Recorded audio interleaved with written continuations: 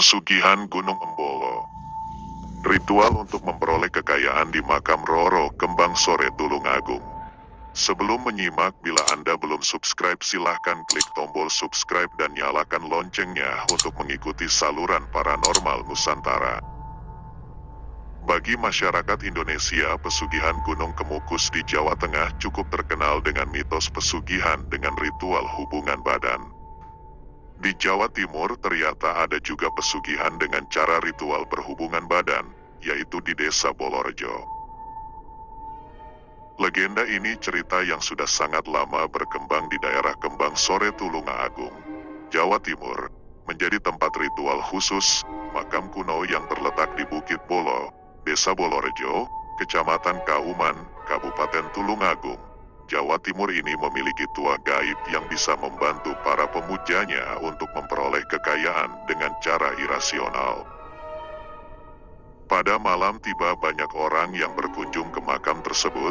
Mereka pun mempunyai tujuan masing-masing dari yang sekedar untuk ziarah sampai yang bertujuan untuk mendapat berkah bagi pedagang agar laris dagangnya, bagi penyayai agar banyak penggemarnya, dan ada pula yang datang dengan terang-terangan untuk mencari pesugihan. Bagi para pencari pesugihan mereka membawa persyaratan khusus yang mereka bawa dari rumahnya. Ubeo rampe yang mereka bawa antara lain sekul anget, nasi gurih panggang ayam, kambing, dan sekul wangi, bunga telon, minyak wangi, kemenyan. Selain umbo rampe tersebut, sepulang dari melaksanakan ritual tidak boleh berhenti di kawasan Gunung Bolo. Tidak cukup sampai di situ apabila si pelaku ngalap pesugihan mereka berhasil. Hari Jumat pon si pelaku pesugihan terus menyembelih kambing di makam Roro Kembaksor. Setelah itu, semua ubor rampe dikendurikan di makam Roro Kembang Sore tersebut. Menjadi fenomena menarik adalah, apabila ngalap pesugihannya ingin cepat berhasil, mereka harus melakukan hubungan terlarang alias berzina dengan orang lain selain istrinya. Hal ini diyakini sebagian orang akan cepat terkabulnya permintaan keduniawian mereka. Tak pelak sekarang di daerah tersebut bak sebuah prostitusi yang terselubung. Banyak penjajah cinta komersial menawarkan diri untuk hal tersebut. Selain itu juga ada satu mitos unik lagi, bahwa kalau ziarah ke sana tidak boleh membawa istri atau suami. Konon kabarnya kalau hal itu dilakukan maka akan terjadi prahara rumah tangga alias cerai. Entah benar entah tidak akan, tetapi fenomena tersebut sudah ada sejak dulu dan secara turun-temurun menjadi sebuah mitos kepercayaan. Terus siapa sebenarnya Kembang Sore tersebut? Kembang Sore adalah seorang putri cantik berkulit kuning lansap, berambut panjang serta berbudi pekerti ramah anak dari Adipati Bedalam dari Kadipaten Ponorogo. Menurut cerita Roro Kembang Sore sampai ajalnya menjemput tidak pernah menikah. Bukannya tak laku banyak pangeran dan bupati yang melamarnya. Akan tetapi dia menolak secara halus untuk tidak melukai perasaan sang pelamar. Hingga akhirnya dia jatuh cinta kepada seorang sudra yang bernama Joko Budek. Pada waktu Joko Budek melamar tidak serta-merta diterima begitu saja lamarannya. Kembang Sore mau dipersunting oleh Joko Budek asalkan Joko Budek mau bertapa 40 hari 40 malam di sebuah bukit, beralaskan batu dan memakai tutup kepala, cikrak, alat untuk membuang sampah di Tulungagung, sambil menghadap ke lautan kidul. Joko Budek menerima persyaratan ini, dan melaksanakan apa yang diminta oleh Roro Kembang Sore. Sampai akhirnya dia dikenal dengan sebutan Joko Budek. Setelah beberapa lama sampai waktu yang telah ditentukan, Roro Kembang Sore yang notabene jatuh cinta kepada Joko Budek berharap Joko Budek datang kepada dia. Akan tetapi ternyata Joko Budek tidak kunjung datang, maka disusulah Joko Budek ke tempat pertapaannya. Sesampainya di sana Roro Kembang Sore berusaha membangunkan Joko Budek dari pertapaannya. Akan tetapi Joko Budek tidak juga kunjung bangun. Hingga akhirnya keluar kata-kata dari mulut Roro Kembang Sore, ditanget keko mung jegide kuae, koyo watu, bahasa Indonesianya, dibangunkan kok tidak bangun-bangun. Kayak batu, seketika itu terjadi keajaiban alam. Joko Budek berubah wujudnya menjadi batu. Saat ini bukit tempat Joko Budek bertapa dikenal dengan nama Gunung Budek, dan patung Joko Budek bertapa masih utuh sampai sekarang. Dengan rasa kecewa, Roro Kembang Sore kembali ke rumahnya, dan dia bersumpah bahwa dia tidak akan menikah sampai ajal menjemput. Untuk melakukan sumpahnya tersebut, Roro Kembang Sore akhirnya bertapa di satu tempat, sampai meninggal dan dikuburkan di tempat itu. Saat ini tempat pemakaman Kembang Sore dikenal sebagai pemakaman Gunung Bolo yang sangat terkenal di Kecamatan Kauman, Kabupaten Tulungagung, Jawa Timur. Lantas, siapakah Roro Kembang Sore itu sebenarnya? Mengapa pula makamnya dihubung-hubungkan dengan urusan pesugihan? Menurut informasi yang dikumpulkan penulis, Roro Kembang Sore adalah putri Adipati Bedalem dari Kadipaten Bonorowo.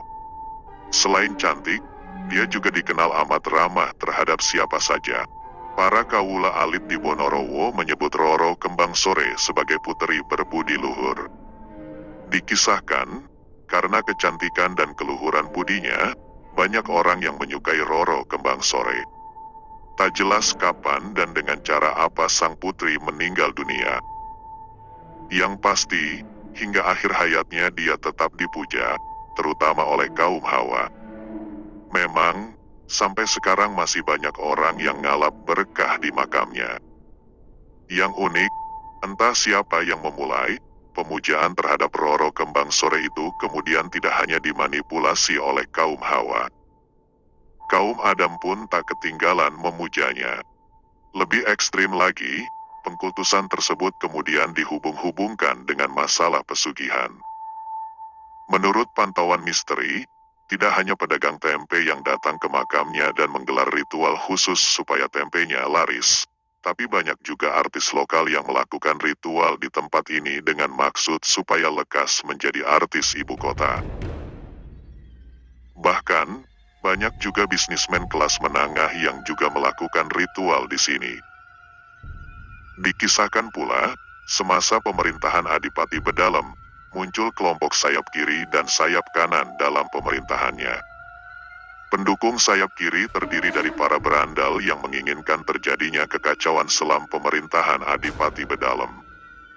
Motifnya jelas, yakni ingin menguasai seluruh wilayah Kadipaten Bonorowo. Sementara terjadi kemelut politik, Roro Kembang Sore selalu berbakti kepada ayahandanya tercinta. Dia sering memberikan saran dan masukan berbobot kepada ayahandanya, dengan maksud jangan sampai memperhatikan usulan kelompok sayap kiri. Agaknya, dia tahu benar bila usulan tersebut ditanggapi, akan mengacaukan jalannya roda pemerintahan. Karena tekanan yang sedemikian kuat dari kelompok sayap kiri, saran dan usulan sang putri tak mendapat tanggapan sang ayah. Sebab Adipati Bedalem memang telah ada di bawah pengaruh golongan sayap kiri. Suatu ketika, Roro Kembang Sore bertemu dengan seorang putra penguasa Majapahit bernama Pangeran Lembu Peteng yang tengah mengembara sambil melihat situasi wilayah Kadipaten Bonorowo.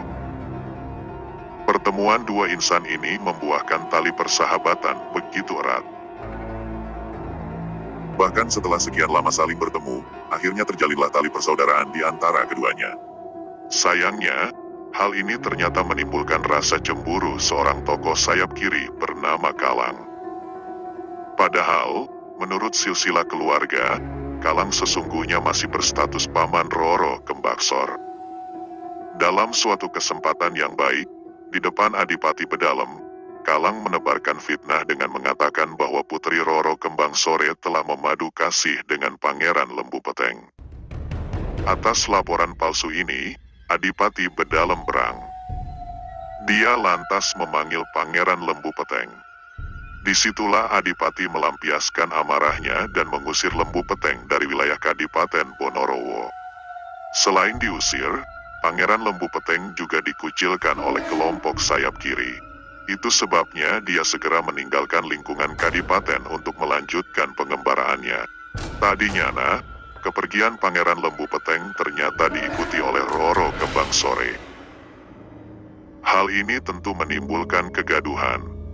Raibnya Roro Kembang Sore dari lingkungan Kadipaten membuat Kalang tambah penasaran. Memang sejak lama Kalang memendam asmara yang mendalam terhadap putri berparas ayu dan berbudi luhur ini.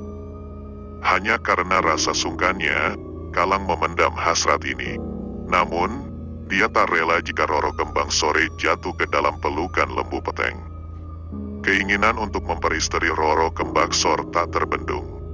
Setelah melakukan pencarian cukup lama, Kalang berhasil menemukan jejak Pangeran Lembu Peteng yang selama ini dianggap sebagai penghalang utama dalam penggapai cintanya pada si cantik Roro Kembaksor. Pertengkaran antara Kalang dengan Pangeran Lembu Peteng tak terelakkan. Mereka pun terlibat duel yang sangat sengit.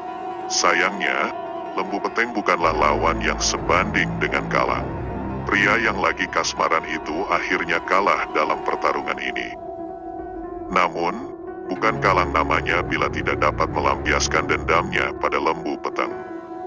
Dia meminta bantuan Kasan Besari, sahabat karibnya. Berkat bantuan Kasan Besari, Pangeran Lembu Peteng terluka oleh tombak Koro Welang. Karena kesaktian tombak Koro Welang, tak berapa lama kemudian Pangeran Lembu Peteng gugur dengan darah membasahi Ibu Pertiwi Kadipaten Bonorowo. Walau begitu, Roro Kembang Sore bisa lolos dari tangan Kalang dengan cara melarikan diri. Jejaknya pun tak bisa diendus oleh Kalang dan antek-anteknya.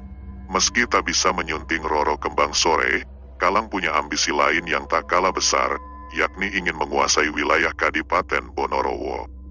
Ambisinya ini memang terwujud. Setelah dibantu Kasan Besari dan antek-anteknya, Kalang berhasil menghabisi nyawa Adipati Bedalem. Dia kemudian memegang tampuk pemerintahan sebagai Adipati. Pusat kegiatan pemerintahan Bonorowo segera dialihkan ke Betak. Sementara itu, selepas Adipati Bedalem pralaya, jejak Roro Kembang Sore juga berhasil dilacak. Sang putri pujuaan hati Kalang ini kemudian ikut pula diboyong ke Betak. Meskipun sang putri berontak atas ajakan Adipati Kalang ini, namun dia tak memiliki kekuatan berarti. Dia akhirnya harus menyerah. Setelah berdiam diri Betak, sang putri tetap berupaya untuk tidak bersedia dijadikan permaisuri oleh Adipati Kalang yang sesungguhnya masih pamannya sendiri. Lewat berbagai cara, Roro Kembang Sore akhirnya berhasil melarikan diri dari Kadipaten Betak. Dia kemudian mengembara. Disebutkan bahwa dia memilih untuk tidak menikah seumur hidupnya. Dikisahkan pula, setelah mengetahui bahwa Kembaksor tak berada di Taman Keputren, sang Adipati menjadi perang.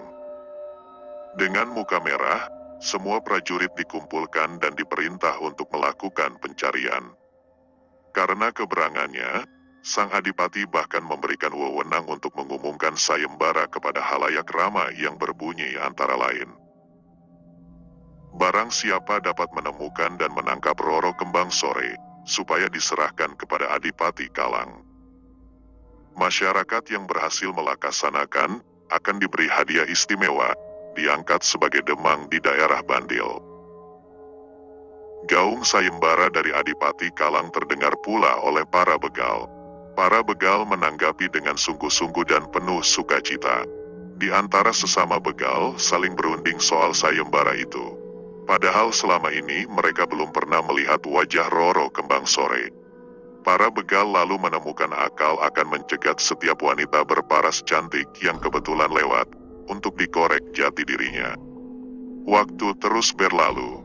Suatu ketika, dua orang begal berpapasan dengan seorang wanita berparas cantik dan berpenampilan lemah lembut. Keduanya langsung menghentikan langkah wanita yang disangka sebagai Roro Kembang Sore itu. Nyatanya memang benar, wanita berparas cantik tersebut mengaku bernama Roro Kembang Sore, putri mendiang Adipati Bedalem dari permaisurinya yang bernama Roro Mursodo. Mendengar pengakuan ini, kedua begal itu tertawa ngakak menunjukkan kegembiraan. Roro Kembang Sore segera mereka ringkus dan mereka boyong untuk diserahkan pada Adipati Kalang. Roro Kembang Sore tak menolak ajakan kedua begal ini. Namun dengan syarat tertentu, yakni kedua begal harus adu kesaktian. Siapa yang menang, dialah yang berhak menyerahkannya ke hadapan Adipati Kalang. Kedua begal tak keberatan memenuhi syarat yang diajukan Roro Kembang Sore. Keduanya kemudian saling adu kesaktian untuk tampil sebagai pemenang. Selagi lomba adu kesaktian itu berlangsung sengit, secara diam-diam Roro Kembang Sore yang cerdik itu melarikan diri. Kedua begal akhirnya kaget demi melihat Roro Kembang Sore yang telah menghilang. Mereka segera menyadari kebodohannya, dan kemudian bersepakat untuk melakukan pengejaran. Setelah gagal dalam pencarian, keduanya baru sadar bahwa mereka telah menjadi korban tipu muslihat Roro Kembang Sore. Meski dijanjikan sebagai permaisuri, Roro Kembang Sore tetap menolak menikah dengan Adipati Kalang. Baginya, daripada harus menikah dengan Adipati Kalang, lebih baik tidak menikah selamanya. Disebutkan, setelah Adipati Kalang mati disobek-sobek tubuhnya oleh Pati Gajah Mada, sampai hayatnya Kembang Sore belum pernah menikah, meski sebetulnya banyak yang mau memperistrinya. Tapi, semua pinangan ditolak dengan halus oleh Roro Kembang Sore. Salah satu pinangan tersebut berasal dari Joko Budek. Pada waktu Joko Budek melamar malah disuruh Roro Kembang Sore berangkat bertapa di Gunung Budek, sampai akhirnya dia dikenal dengan sebutan Joko Budek. Demikian sekilas kisah tentang Roro Kembang Sore. Menurut keterangan Basuki, juru kunci makam Roro Kembang Sore, konon karena kisah cintanya tak tersampai antara Roro Kembang Sore dan Pangeran Lembu Peteng, Adipati Kalang dan Roro Kembang Sore, juga Joko Budek dan Roro Kembang Sore, sampai sekarang makam Roro Kembang Sore masih tetap dikeramatkan. Bila malam tiba, apalagi malam mingguan, lokasi di sekitar makam ini ramai didatangi para peziarah. Uniknya, di antara para peziarah itu banyak pula perempuan penjajah seks. Mereka berkeliaran mencari mangsa laki-laki hidung belang di sekitar kuburan Cina, Bong, yang ada di dekat makam Roro Kembang Sore. Dengan banyaknya para pekerja seks komersial, PSK, maka Gunung Bolo maka terjadi perpaduan antara wisata seks dan wisata spiritual. Karena itu, bagi peziarah yang murni ingin melakukan ritual, maka mereka cenderung datang ke makam Roro Kembang Sore pada waktu pagi atau siang hari. Ketika misteri datang ke lokasi makam ini sambil menunggu datangnya juru kunci, penulis sempat ngobrol agak lama dengan Ayu Yolanda, penyanyi dangdut lokal Tulungagung. Ayu mengaku datang ke makam Roro Kembang Sore untuk yang kedua kalinya. Tujuannya, di samping supaya mendapat job banyak, dia juga ingin jadi penyanyi dangdut kondang seperti Inul Daratista. Memang, ubu rampe yang dibawa Ayu tidak sama dengan ubu rampe orang yang akan mencari pesugihan di makam Roro Kembang Sore, yaitu kembang boreh, minyak wangi, dan kemenyan. Bedanya hanya orang yang mencari pesugihan harus membawa ubu rampe sekul anget, nasi gurih panggang ayam, dan sekul wangi, bunga telon, minyak wangi, kemenyan. Selain ubu rampe tersebut, sepulang dari melaksanakan ritual tidak boleh berhenti di kawasan Gunung Bolo. Biasanya, kalau sudah berhasil apa yang diinginkan, hari Jumat Pon si pelaku pesugihan terus menyembelih kambing di makam Roro Kembang Sore. Setelah itu, semua ubu rampe dikendurikan di makam Roro Kembang Sore tersebut. Yang terasa nyeleneh, konon bila permintaannya ingin lekas tercapai, maka si pelaku pesugihan harus melakukan hubungan seks haram dengan lawan jenis. Namun, hal ini dibantah oleh juru kunci yang mengatakan, sebetulnya tidak ada keharusan si pelaku pesugihan melakukan hubungan badaniah. Dikatakan oleh Basuki, yang pantang adalah ziarah bagi suami istri. Konon, kalau suami istri sama-sama ziarah ke makam Roro Kembang Sore, maka kemungkinan besar kelak di kemudian hari mereka akan terlibat perselingkuhan. Kalau tidak suaminya, istrinya yang akan selingkuh. Begitu pula sebaliknya. Makanya, supaya tidak selingkuh kalau mencari pesugihan ke makam Roro Kembang Sore, sebaiknya tidak usah mengajak suami atau istri. Roro Kembang Sore mungkin tak suka dengan suami istri, Sebab dia seumur hidupnya tidak pernah menikah, tandas Basuki. Saat penulis melakukan kontemplasi di areal makam Roro Kembang Sore, penulis melihat aura sekitarnya yang merah membara. Ini menandakan adanya kekuatan yang kurang baik di tempat itu. Mungkin hal ini berhubungan erat dengan praktek ritual sesat yang ada di sekitar makam ini. Di samping itu, penulis juga menyaksikan penampakan sosok perempuan berambut panjang riap-riapan, dengan buah dada menggelayut sebesar papaya Bangkok. Apakah dia sosok Wewe Gombel, atau mungkin pula penjelmaan gaib dari Roro Kembang Sore? Apapun sosok itu, yang pasti, siapapun harus berpikir 1000 kali bila ingin mencoba-coba jalan sesat di tempat ini. Ingat, banyak jalan menuju Roma. Begitu kata pepatah. Jadi, berjuang dan jangan mudah menyerah dalam menggapai kehidupan yang lebih baik. Jangan lupa, berdoa selalu pada Tuhan Yang Maha Esa. Sampai jumpa di video baru selanjutnya.